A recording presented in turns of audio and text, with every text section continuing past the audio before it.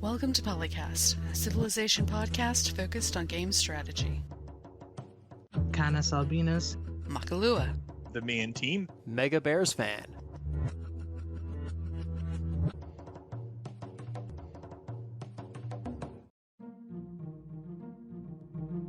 It says it's live. well then, if it says that, nothing can possibly go wrong. Totally nothing. refresh. Yes, it is live because I see it. Hello, everybody, and welcome to PolyCast 412. I'm CanusAlbinus, and I am joined with the usuals, Makahlua, Sounds like Candace needs some of my coffee. TheMeInTeam, Poly isn't the only thing we're crafting. and MegaBearsFan. My coworker keeps trying to get me to drink coffee. I might finally just break and try it sometime. The reason I am slow on the uptake is I played Pokemon all night, because it just came out. And family's coming over at 1 o'clock for our Thanksgiving 4-day early celebration. So today might be a slightly short show, but that's okay because we got plenty to talk about. And if you're listening live, it's okay. You didn't forget that today's Thanksgiving. Canus is just celebrating it early. Yeah. You'll beat a lot of the travel issues that way, at least. Well, nobody's coming from more than 10 miles away, but the problem... The problem that we deal with is I have 8 cousins who potentially may come. Some of them live, and 5 of them are married, or 4 of them are married. Let me see. 1, 2, 3. 4 of them are married. 3 of them are married. I can't remember. It's hard. There's a lot of them. And they come from various cities all over, and getting everybody together at the same time is difficult because a couple of them work in the healthcare industry, so...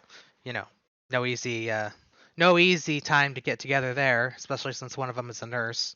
So yeah, on call all the time. It just means you get double Thanksgivings. They get to eat turkey twice this year. That's nice. Yeah. Not counting the 4 days that I have to eat leftovers. But that's the fun part. You make leftover sandwiches. Yeah. Are you telling me you don't eat turkey at all on the other days of the year? I do, but usually I buy turkey lunch meat and then take out 1 day's worth of turkey and then leave the package on the counter like an idiot. Yeah. One of my favorite things about Ren Fair is the $14 giant turkey leg. Well, if you have lunch meat, the secret technique is to eat all of it at the same time. I eat a pound of lunch meat all at once. That's kind of against the point. I don't think your stomach would appreciate that very much. No, not at all. Although it's probably still better than eating it after leaving it out. Oh yeah, I threw 15/16 of a pound away, and I was not happy. Yeah, it sucks. It was. No, I don't actually recommend eating a pound of meat at once. It was one of those things that triggered my downward spiral that day. But we don't need to talk about that. Yeah.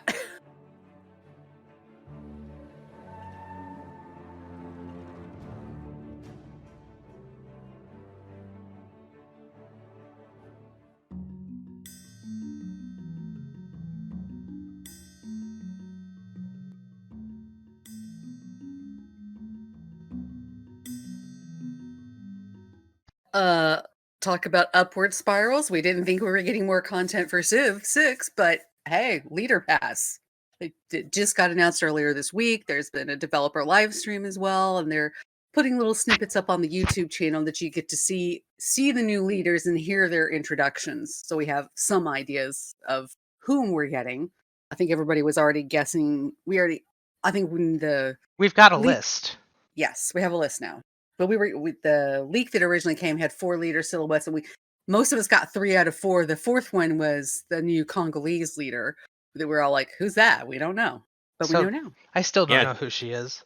Talk about coming out of left field too. I know. I mean, if memory serves, we've already had I think a Civilization 6 Gold Edition, a Platinum Edition, a Complete Edition, and the Anthology Edition. And then they're still pumping out new DLC. I don't know what they're going to call the next version that has all of it. They're going to call it the Anthology Edition, because the Anthology Edition includes all of this DLC as well.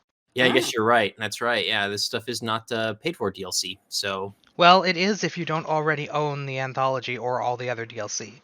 Ah. So does my old deluxe edition from the original or whatever count?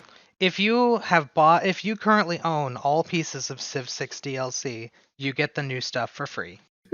And gosh, I really hope there's not some little obscure piece of Civ 6 DLC that I never bought, like a map pack or scenario or something like that. All you have to do is go to the Civ 6 store page, and where it says Civilization 6 Anthology, it's a collection. It's one of those dynamic collections that Steam does and doesn't provide full service pack ability for, but it will tell you if you don't own any of them and allow you to buy them all together. By the way, if you don't own any Civ 6 stuff, the anthology total will cost you $30 because it's the 30th anniversary of Civ. And that lasts until Monday. Basically, if you know somebody who doesn't own all of the Civ stuff, you should be telling them, buy it now and you get 6 free DLCs. And it's as cheap as it's ever going to be, so buy it. Unless it goes on like a crazy Black Friday sale or something on Steam, because Steam does do those as well. I don't think it'll ever be quite that low. Yeah, I doubt it'll be $30. In this decade or the other things. Not because it's easy, but because it's hard. Well, the base game without any DLC is only $6 right now. Yeah. So yeah, that $40 Gathering Storm expansion, it's $6 right now. Rise and Fall is $5. Well, I learned something about how Steam works as well, because I did not know that Steam had the capability of like checking if you own a base game and all DLC or like particular DLCs. I always thought it was just like, oh, the DLC requires the base game to play. Well, it does both. The Steam collections are customized to you. Yeah, because I just looked and it's like anthology bundle complete. I'm like, okay. That means you get all the new stuff for free, except for the small task of linking your 2K account, because we have to do that again. But if you have the Scout Cat like you should, it will not make a difference. Oh, that's the next topic. Yeah, but hey, leader. So we've got Abraham. Where is the list? The first one that we got like a full preview of was Julius Caesar. I think that's the next topic. Ah, yes. Because that was released later. Yeah. So we've got Abraham Lincoln, United States, Queen Mbende Nzinga of Congo, and the Sultan Saladin, what do we call it? Persona pack. So you're not getting a new Saladin, you're getting a new art of him and a new ability. Some of the leaders are new Persona packs. I think 6 of them are Persona packs. Is this like where we have the 2 versions of Teddy where he's different? Yeah, Teddy and Catherine. Okay. This is the Great Negotiator pack, and it says diplomacy, but we don't actually know anything about those leaders yet. Well, we will in a few topics, but not yet. The second DLC is the Great Commanders pack, which includes our good old friend Tokugawa. And Nadar Shah, which is a pretty modern Persian leader. And then Suleiman the Magnificent, which I believe is also a Persona pack. So we now have Magnificent's Catherine and the Magnificent Suleiman, because we didn't already have enough trouble keeping all of the different King Henrys straight. Or how about all those Johns that the popes had? I think the last John was John the 23rd. Wait, you mean John isn't part of the title? No. Oh, man, and I've been saying Pope John all this time. Well, each successive pope has to have the entire, like, pope and then the name from the previous pope. So as you go, you just get more words. Sounds very Eastern, but no. The third pack is the Rulers of China pack, which, why are we giving China recognition when they're being evil? But we get Chuang Shui Huang, the Unifier. I did not pronunciate that right, and I don't care, because I'm tired. QSH is the correct pronunciation for that. And then we get the Ming Yongle Emperor, which, when that comes out, I'll have some fun stories to tell about his legacy. And returning Wu Saitan. I believe this is our first time for the Ming representative. Probably. And there's a largely good reason for that. I don't know. When Civ 4 threw in Stalin there in Mao, there wasn't much worse they could bring in. I would rather have Mao, because then it would be because then China wouldn't be happy with it. But I don't know. It's like Firaxis thinks that by adding a Rulers of China DLC, they won't get banned the next time there's a game crackdown. Just I ask don't all the think other so. Just ask all those other game companies that tried to kowtow to China to get some more sales. How many of those games are banned now? I'd be surprised if they actually believed it, but whatever. I mean, on the Firaxis devs, that is. I mean, considering what they have Civ doing. Did we need another 3 leaders for China when they already have 2? Who knows? And it also might have been more of a 2K decision than a Firaxis decision. So, well, they do own the NBA franchise. We know how that goes. Rulers of the Sahara, Pack 4. Because apparently Egypt, even though it gets 2 of the leaders out of 3, isn't important enough to be the Rulers of Egypt pack. The third one, we got Ramses of Egypt, and then we get the Ptolemaic Cleopatra, which is the persona, and Sudista Kaita of Mali. Mali is not in the Sahara, but okay. Close. It's close, but it's not in the Sahara. I think their territory technically stretched into the Sahara. I think next door to this. They're on each end of the Sahara, kind of next door to. So like, close enough. Yeah. And then we get the. Oh, I mean, yeah, the Palace of Egypt was not like in the Sahara either. No, but the Egypt was in the Sahara. The only part that wasn't a desert was the part where the Nile was, and that's why they were the Nile River. Oh, that's like where nearly all their population was, though. Yeah. It was along that river. Because so, I don't know. It's because Mali's close enough in my mind to the Sahara. It works. You could just call it the Saharan Africa pack. Well, then you would need more than just the 2 of the corners. Or better yet, how about we add another Moroccan leader and 2 Egyptian leaders and then just call it the North Africa pack? Nope, we're going to add the country of Chad. No, they added Mali second leader, which is okay. I have nothing against Mali, but... And the leader of Chad will be Chad for no reason. The 5th DLC in this pack is the Great Builders pack. We get Theodora of the Byzantines, Sejong of Korea, and Ludwig II of Germany. Ludwig II being famous for constructing the Neuschwanstein and not finishing it because he had some focus issues in his life. And the last one is yet another bullcrap one. It's the Rulers of England pack, where we get Elizabeth I of England. Okay, fair enough. Varangian Harald Hardrada for Norway. Well, yes, that. Okay, but it wasn't Norway that conquered Norway as Vikings that conquered a bunch of the middle of England. That was the Danes. Well, the idea being that Harald Hardrada apparently had one of the 4 claims to the throne when the former English king died. So he was part of the Conqueror's Bowl. What do we call it? And wait, the Canus, at the start of EU4, who owns Orkney? See, it's it's reasonable. No, I'm not saying that it's not reasonable, but I'm saying if you're gonna have a Rulers of England pack, why Harald Hardrada and not freaking William the Conqueror? Yeah. Because we could have another French leader. I mean, if we're gonna have a game where we have 3 British leaders, or 3 English leaders already, and then add 3 more, why don't we just take one of those away from England and give them to France?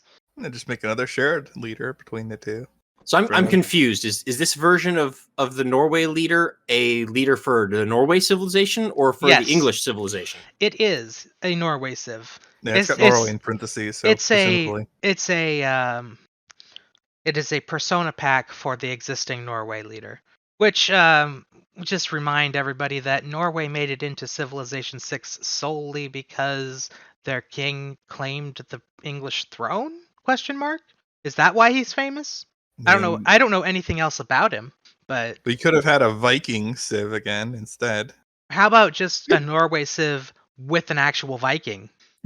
Do we have a Denmark in Modern Civ, or is it not there? I know we had a Denmark in Civ 5. Do we have a Denmark in Civ 6? I don't think so. No, that's why they couldn't do that. But that would have been a great opportunity to add Denmark if you wanted to do that. We could also add back the Native American Empire. And the Holy Roman Empire. Yeah. Well, that's a little bit different. That's also asinine, but not as bad. I'm Otto the First. But no, the third leader. Oh, we need leader and personality packs so that HRE and like represent every prince. He is like gonna drop down menu and pick. Oh my. So what you're saying is Civilization 6 needs a Voltaire's Nightmare achievement? Yeah, of course. Like, well, if they put that in, they absolutely should include that achievement then. Holy cow. There I should don't be. think they should actually do this. So, There should have been a Rulers of Germany pack instead of a Rulers of China pack, is what should have happened. But Oh, they're kind of doing it anyway. why? They just added Ludwig. Yeah. Ludwig is basically not the same thing. Yeah, but he is not an HRE ruler. He's like a modern German ruler. It's okay. Or pre-modern. It's like the late 1800s. We can blend HRE and German rulers together. It's happened before in Civ. I don't think he was a king, was he? Ludwig? Well, Civ doesn't care if people are kings. Were they rulers with a lot of influence? That's the criteria. And the third England leader is a persona for Victoria. This is the Age of Steam Victoria. And I have to ask, how is she already not the Age of Steam Victoria? She's not steampunk Victoria or something? Like, she's not steampunk Victoria, but her power is basically steam power. Like, the steam era stuff. So, I don't know. Are they just like restoring a variation of England's like old ability, or is this going to be a new ability? Because England's ability has changed so many times, I don't remember what it even is anymore. This is going to turn her into a 1-to-1 copy, including leader portrait of Civ 3 Victoria. I don't remember Civ 3 Victoria. Elder Victoria as opposed to young Victoria. Well, I remember the AI Victoria in Civ 3 acting a little bit more belligerent too, but that my memory might be failing me. It's a long time ago. Late era Victorian Britain was pretty aggressive. Yeah, well, I don't know how well that translates into Civ 6 though. Not very, because the AIs are kind of weird. Yeah.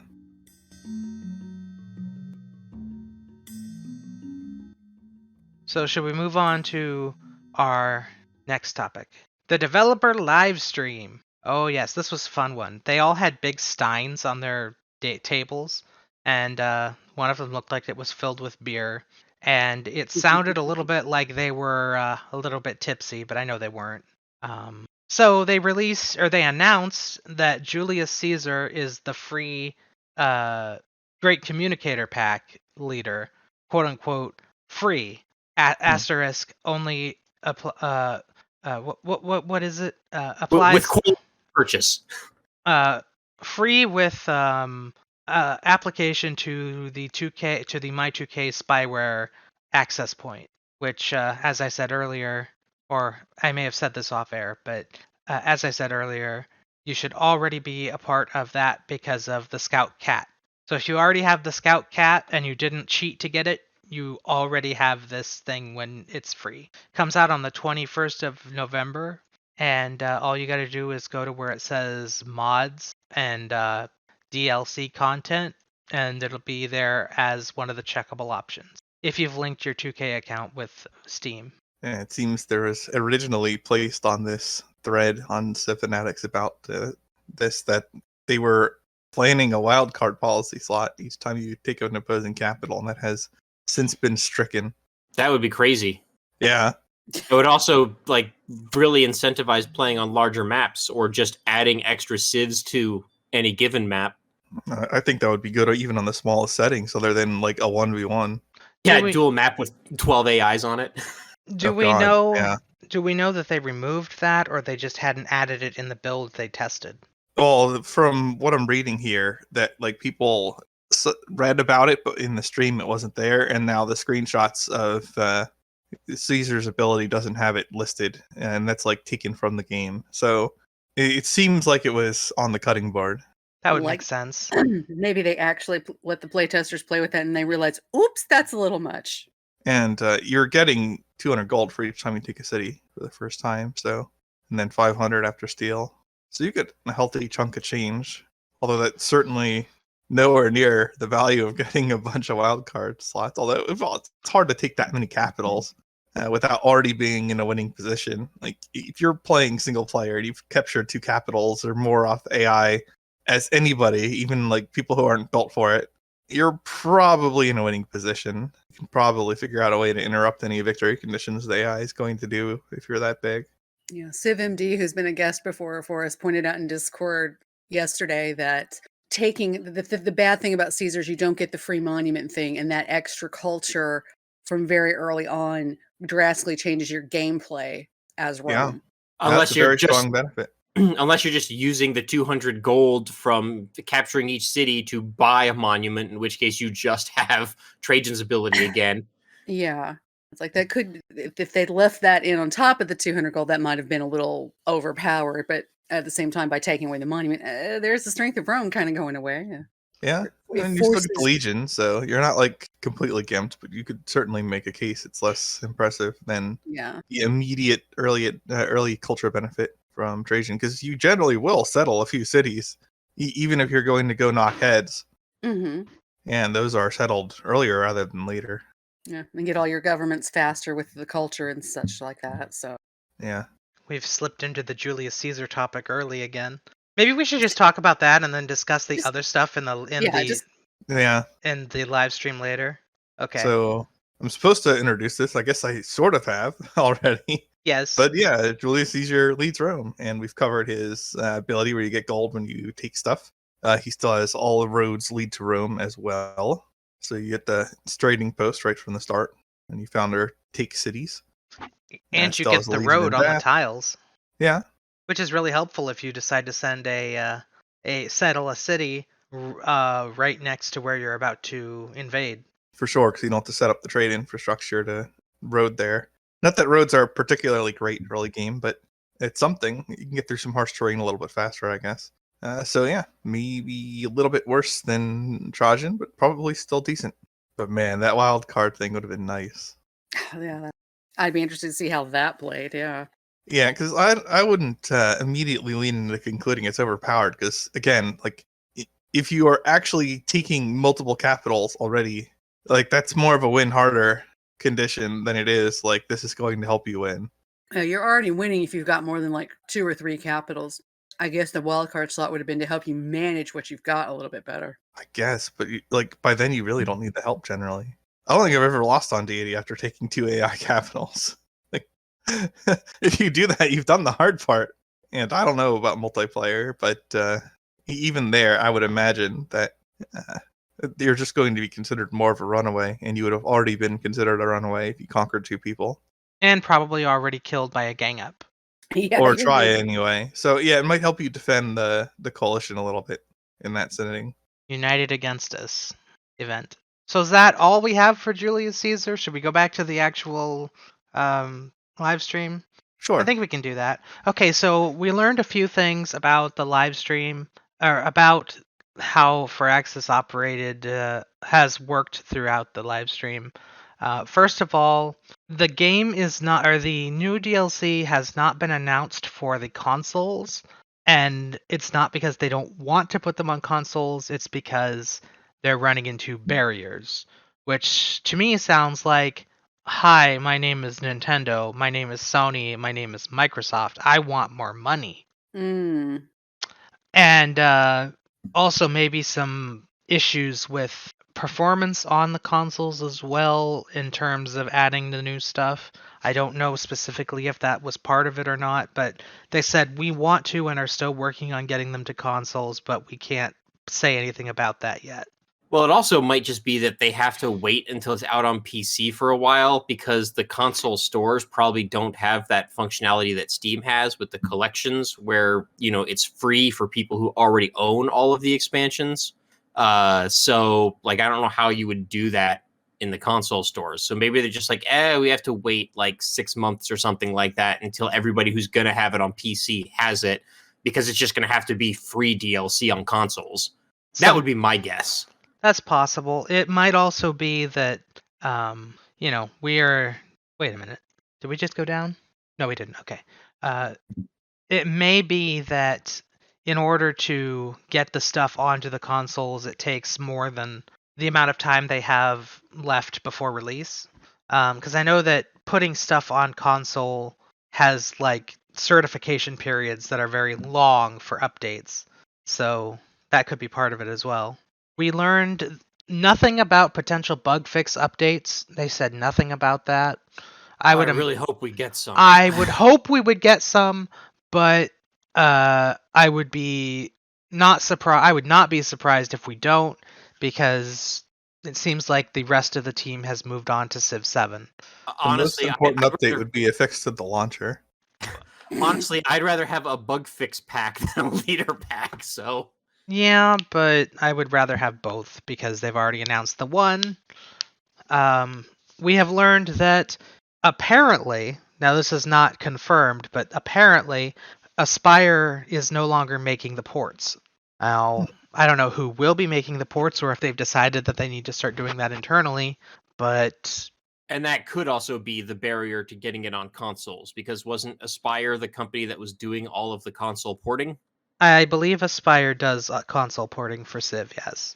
We learned almost nothing about the new leaders that come out on the 21st of November, except we learned that it is possible for Congo's new queen to get religion and win a religious victory. Oh. And we also learned that Lincoln's ability is controversial within Firaxis because it may be too strong, but it also may cause too much internal friction within your empire. So nobody's quite sure what that means. Yeah, that's That's real vague. That will certainly be unique compared to previous times we've seen Lincoln, if that's how it goes. The only thing I can think of is maybe it's something like India in Civ 5, where they have a bonus but also a malus. And my guess would be it would be related to one or more of your cities becoming a free city or going independent. Oh, maybe, like you have more issues with loyalty in exchange for something? Yeah, like weren't there? Oh gosh, I'm trying to think. I feel like there was a Civ where like someone declares war on you and you get like production bonuses or something like that. That's Australia. Yes, Australia. I'm thinking maybe something along that lines, but the trigger is one of your cities goes independent, and then you get like 10% or 20% or something production boost. That would be my guess.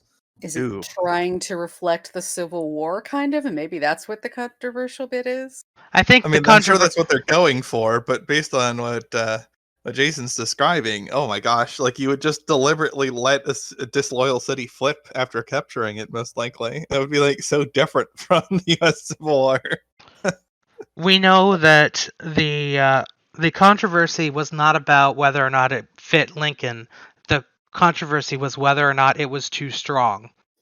Yeah, well, I mean, you could have something like that then provide ridiculous benefit with most of the downside mitigated because you're deliberately causing this scenario in a way that's not too impactful against you.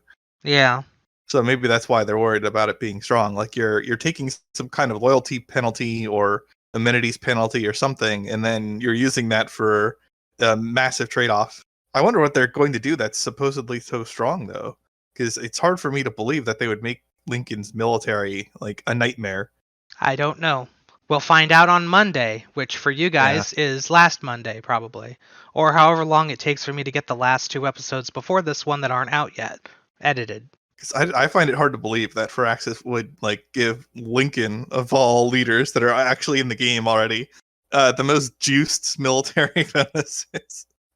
He would not be my guess for who to do that with. I'm just trying to think of what mechanics in the game, like, have like a historical relevance to, Lincoln and the American Civil War, and cities going independent is like the best thing I can come up with. Do we have a way to represent this? That probably would be loyalty. Do we have a way to represent the suspension of habeas corpus? Ugh. I don't think so, but that would be one thing you could do. Ugh. I mean, I guess it could be like a no war weariness, like at all kind of thing. Oof. Or maybe double war weariness, but double military strength. No, come on now. Oh God. Unit combat strength is buffed by war weariness. Oh, that could be a little OP. Yeah.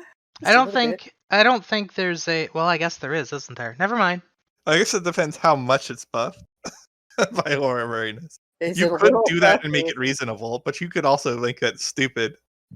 But yeah, if it takes like a ridiculous amount of war weariness to get like +3 or something, then it wouldn't be that special.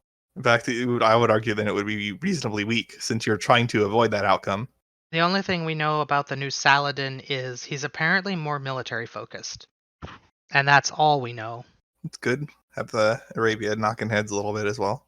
I forget what Saladin did in the. I know they had the. I think Arabia had the great last prophet ability, but I forget if that was Arabia or Saladin that had that. I don't remember. I would imagine that was Arabia because I don't think Saladin was a particularly huge not rabbinical, imamate guy, but yeah, I'm pretty sure that was the Arabian national abilities, but I'm completely spacing on what Saladin's leader ability might have been. If we were professionals, we'd look it up, but unfortunately, we're not professionals. I'm looking it up. Canus can't resist. Civilization 6, Arabia, Wikia. I promise I am not 90% asleep. Nope, the Arabian civilization ability is the last prophet, which gives you the last prophet. We get Saladin. Saladin's ability is leader faith, leader bonus, righteousness of the faith. The worship building for Arabia's religion is 90% cheaper to purchase with faith. Arabian cities with that building gain 10% science, faith, and culture. That's actually not that bad of an ability. You just have to have faith. Faith. Or, I mean, it makes up for not having a lot of faith, but you still get all your buildings and stuff. Well, you're going to have a lot of faith if you have that building. You will, yeah, but you might not have a lot of faith when you found your religion because you just get it regardless of whether you focused on faith or not. I think that was kind of the point of the combination of those two abilities. Well, you still have to have at least one settlement or religious place to found your religion, don't you? True, yes. You do have to build a holy site in order for your prophet to found the religion, because they have to found the religion on a holy site tile. But, I mean, you can do that after you get the prophet if you aren't in any particular rush. The point is you don't have to, like, from turn one be like beelining for a religion, even at higher difficulties. So yeah, you might not have the best faith output when you get your religion. At least you'll get a religion, though. We got anything else juicy in the live stream? Oh, Saladin was a Kurd. Who knew? With regard to the live stream, I don't know. He gets, like, I'm gonna shut up. Like, the model itself looks good because it's very clearly covering his baldness, or attempting to, and his reactions and animations are a little bit over the top, but considering that historically Caesar was a huge diva, it makes a lot of sense. You're talking about the Julius Caesar leader model or the Yes. Saladin leader model? Julius Caesar, because we didn't see the Saladin leader model. Yeah, and okay. The thing they posted like 20 minutes ago. Yeah, the Caesar, when I first saw the Julius Caesar model, I'm like, whoa, he's pretty swole. Yeah, he's like his arms look pretty beefy. Well, yeah. I don't know why he's wearing bronze armor, but could just be painted. I guess, but did the Romans paint their armor? Did he want to look like his hero Alexander the Great, perhaps? Was Alexander the Great his hero? I don't think it was.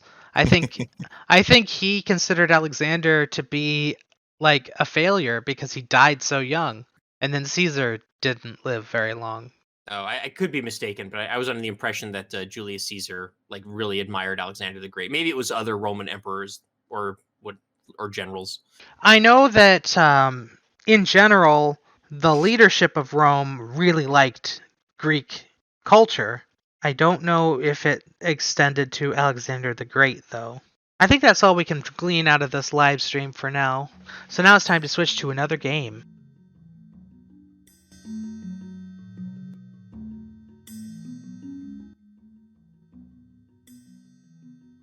Yes, that's right, because remember, there are other Civ-like games out there on the market now, and one of those is Humankind, which also just got its first full expansion pack. I want to say, was it last month or at the very start of this month? It was November 9th, so 10 days ago. Okay. For us. Wow. Unfortunately, I have purchased it, but I have not had an opportunity to play it yet, so I don't know if I'm even going to have an opportunity to play it until, probably around the holiday time in late December, so I might not have impressions or review of it until the new year. But I don't know. Has anyone else heard anything about whether or not it's any good or fixes any of the complaints or criticisms of Humankind, or perhaps exacerbates them?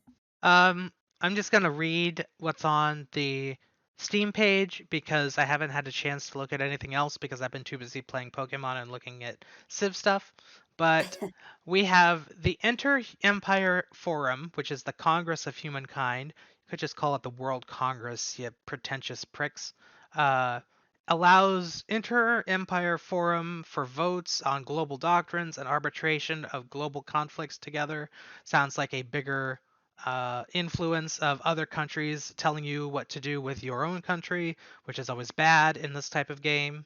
Well, I don't know. I mean, the note that you said about being able to arbitrate other conflicts, like that actually sounds like something that is really cool and that gives a lot more power to coalitions in terms of like controlling warmongering and stuff like that. So that actually could be something that Firaxis might want to look at if it worked out well in Humankind.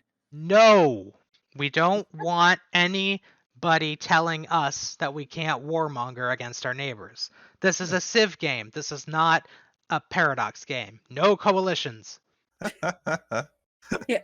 It's one of those things that on paper that sounds neat because you're thinking of I could step in and stop these other conflicts, but then what ends up being is the AI is always trying to stop your conflicts, and that gets really annoying. Especially on higher levels because this expansion adds a new currency called leverage that you send out agents, which are units, to go and get by sabotaging, infiltrate, and disinforming your enemy. And the AI will always have more of that than you will because there's more of them, and also they get bonuses. So yeah, you may have all the maximum number of envoys, spies, and spy masters that you can. These are the things that are allowed in the agent family that lets you gather leverage in Humankind. But the AI will do a better job at it than you because it is designed to. So Plus, Civ 6 already has AIs hate you if you go super warmonger and you don't do anything to mitigate it. Although you can just fight through that. the new embassy quarter brings new negotiation tactics.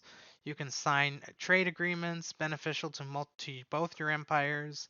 Use the new currency, leverage, to force an empire to take specific actions for your benefit. Sounds bad. Well, it depends on what the actions are. Well, I mean, on the other end of the spectrum, you've got Civ 6 or, Civ games, which have traditionally had the ability to make demands of other, players and AIs, but they just always say no. So like having some mechanic in place that is like, no, you will cede to our demands. Like I can definitely see there being room for something like that. Traditionally, they didn't always say no. Traditionally, they usually said no, and then when you were strong, they said, all right. You would have to be pretty strong to get something useful through demands, though. I'm just remembering the time I managed to buy Gibraltar. Oh wait, that was Total War. Never mind. Yeah. I was England and I managed to buy the province of Gibraltar from Spain, and then every turn after that they tried to buy it back. And your strength in the Civ games has not influenced the purchasing of stuff historically. Like you can't combo a demand with a trade agreement of any kind, to my knowledge, or like leverage that like a military power difference to make a more favorable trade. Yeah, Not really. You can't be like, hey, you see all those units on your border? They will be in your border unless you give me that luxury resource. Our trade relations have been fair and forthright, which means we gave them stuff. Yeah, that means you've been favorably trading for them. Give them 100 gold. Well, it scales over time, but yes. And then we have diplomatic affinity cultures. Their active abilities allow you to demilitarize territories for 10 turns, while their passive ability allows all their units to become agents and collect leverage. And these are the Sumerians, the Han Chinese, the Bulgarians, Swiss, Scots, and Singaporeans. There's too many S's in that. Every one of them has an S, even the Han Chinese and the Bulgarians. Yeah, I can see if you use like leverage to force a strategic resource trade or something, then it wouldn't be too toxic. Whereas if you can use it to force nations to stop fighting each other, then that would be awful. 6 new wonders, 7 independent peoples, 15 new narrative events, including 4 inter-empire events, and new in-game theme music. I mean, where else would music go if it's not in-game? I mean, I guess that's as opposed to it being in just the menus. Well, I would say that's in the game as well, but Yeah, I think they mean like while actually playing the game, like in a match. did I step on you, Mackie? I was with the leverage thing. If the cost to make somebody stop wars or start wars even was a really, really, really, really high cost, then it might not be so bad. It's just that's a balance issue, though. Yeah, we don't want any more Civ 2 democracy type things again. We're at war with our mortal enemies. Sorry, you're at peace now. What? Break truce. We have to destroy them before they build nukes. Oh, we're at peace now. And now they have nukes. And things just went boom. Whoops. We must dissent. So I just have to be fundamentalist. Fundamentally in favor of nuclear arms. I'm not. But only for yourself. I'm not fundamentally in favor of them, but I'm definitely circumstantially in favor of them. You don't have to tell your people that, Canus.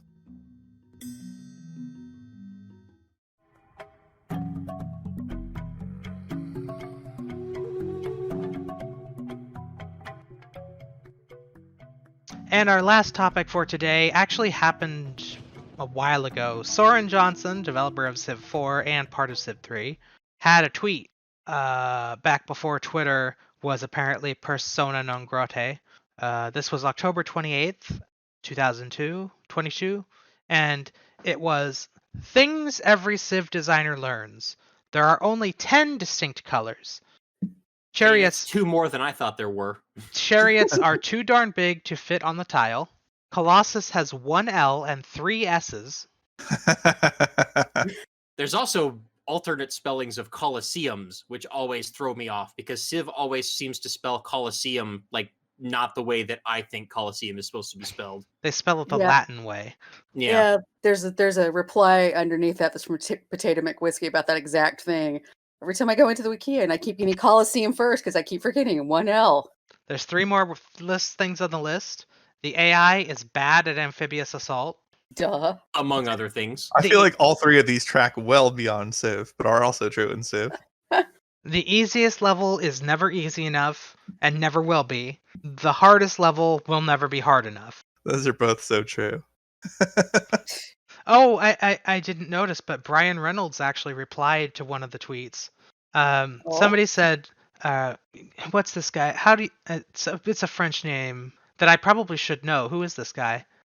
Senior designer for Magic Fuel Games, formerly the lead gameplay scripter and designer for SimCity. Guillemot Pierre. I apologize to the Frenchmen and women who are listening, but I cannot do it. It says, the simple answer to amphibious assault is to just turn units into boats when they reach the water tile, rather than load up on a carrier.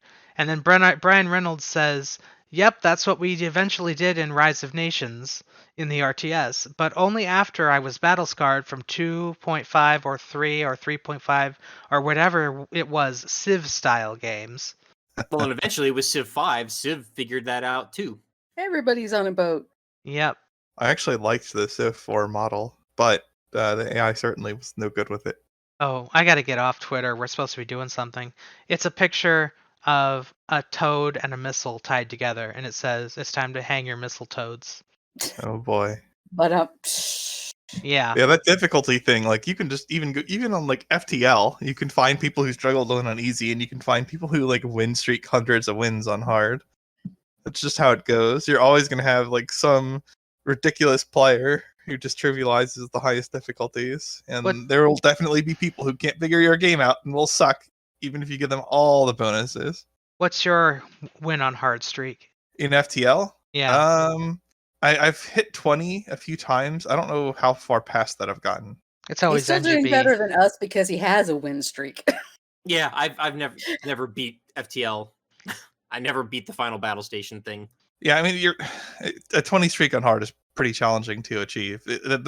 That's a style of game I've been playing a lot in the past 5 years or so. Like I also have a 15 win streak in Dungeon Crawl Stone Soup, which is again like there are plenty of other people who have done that like all time, but As a percentage of the player base, it's basically nothing. Well, so that's not something you would expect to achieve anywhere near when you're just firing up that type of game for the first time and learning it. It would take many hours to get there. the average player of Stone Soup hasn't won a game, so Yeah. Well, the median player has not as well. The vast majority of people who boot that up will never win it. I will never boot it up except to watch. It is fun though, and FTL's a lot of fun too. I recommend the Multiverse mod for those who have not tried mods in that game.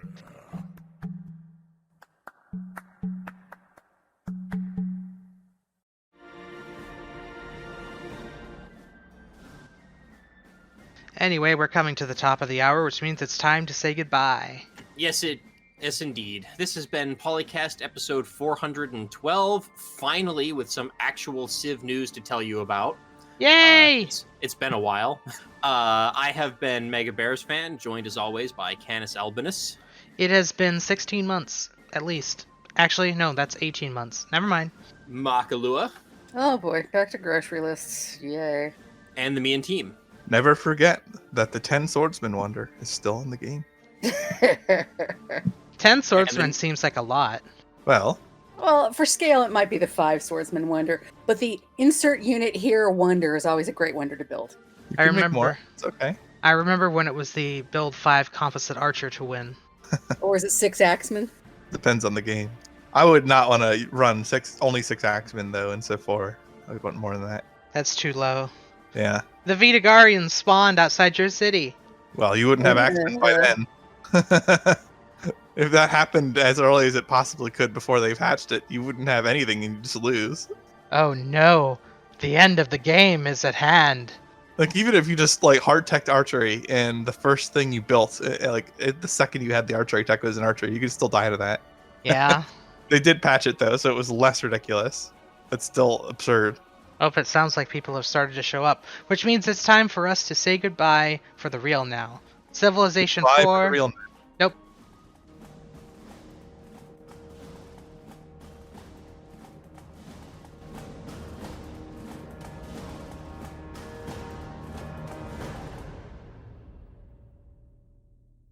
Civilization 3, 4, 5, Beyond Earth, and 6 sound clips. Copyright Take-Two Interactive. Copyright the PolyCast at thepolycast.net.